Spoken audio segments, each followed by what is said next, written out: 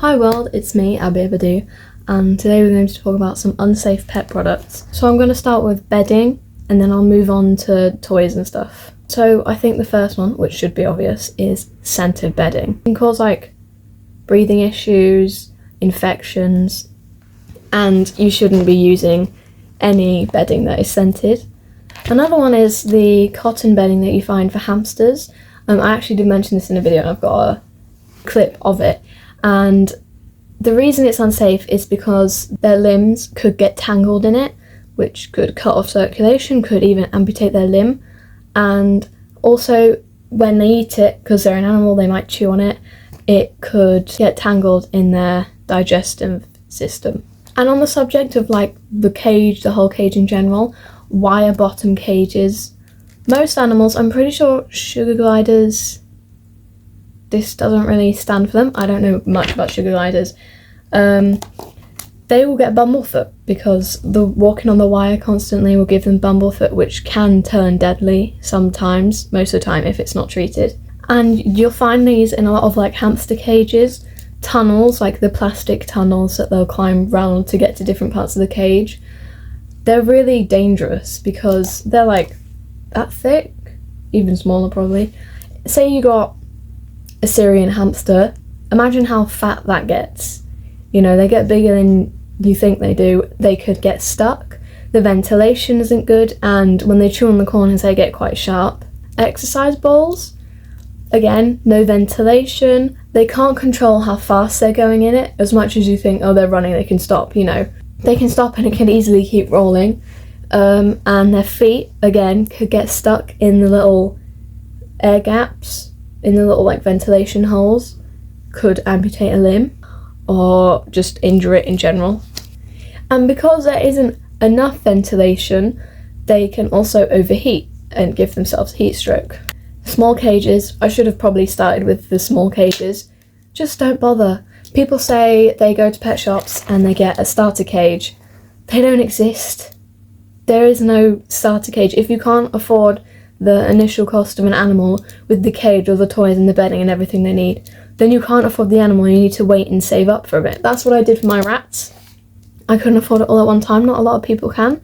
So you buy the cage and then the toys, There is no starter cage because a lot of the time it's inappropriate, and the animal could be small enough or the right size for the cage you get in the beginning, but then the animal could grow up and then you don't have enough money to buy a suitable cage for it. There's guides everywhere on the internet, and all it takes is a search to see how much space you need for a pet.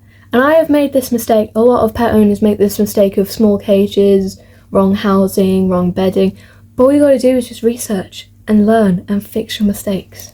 In the cage, along with not wanting tubes and stuff, you don't want a wheel that's too small. Again, simple search online can show you that what your animal needs. Say for rats, I'm just going to use rats for an example because that's the first thing that comes to mind right now. Females need 14 inches and boys need 16 inches.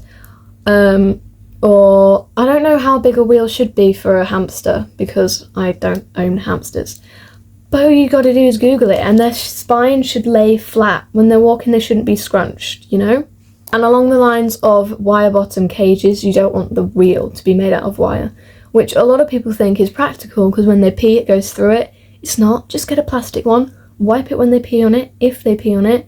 But the same thing, bumblefoot for wire bottom wheels. Now this is something that went round a bit for a few years ago, which was salt licks. Imagine it being Halloween. Instead of being given sweets, you're given a block of salt and you have to keep licking it. That's gonna not only give you a heart attack because of the amount of salt you're ingesting. For an animal, and probably for a human as well, that would give you kidney infections because of the massive amount of salt that you're eating. And this is if your animal decides to eat it. Now, I'm happy to admit that I did buy one for my old rabbit when I was younger. I had no idea, no clue, and I remember watching a YouTube video and thinking, a salt lick?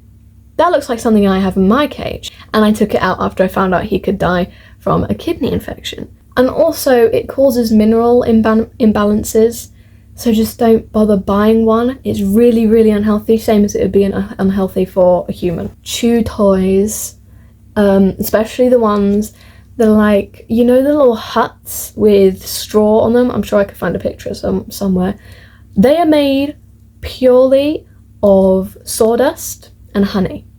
Animals like hamsters, like rats, like gerbils all need to chew because their teeth keep growing. Don't give them these toys, and you can tell what ones they are from a mile away. They have that weird sandpapery texture to them, and they're always painted a weird colour, which, I mentioned, the paint could be toxic. You don't know what paint they're using. It could cause respiratory issues, and it could also, depending on the animal, like a chinchilla, could give them diabetes because the amount of sugar in the honey. I don't know if any other animals get diabetes as easily as chinchillas, but they're not good for them at all. And again, talking about chew toys, like I said, chew toys made with paints and glues. Again, you can tell if it's made of glue because it's like hot glue. It's all like melted down the side of it. And my final point is leashes. It's just not safe. Their bodies aren't made for that type of pressure on their spine. It could cause spine issues again. And I also think it's probably really scary for them. The same sense that being in an exercise wheel is quite scary because they're prey animals, they're confined in this ball, they can't breathe, and they're rolling around aimlessly. I imagine it's the same thing. They're out in the open with this thing tied to them, pressure on their back, and they're being dragged around.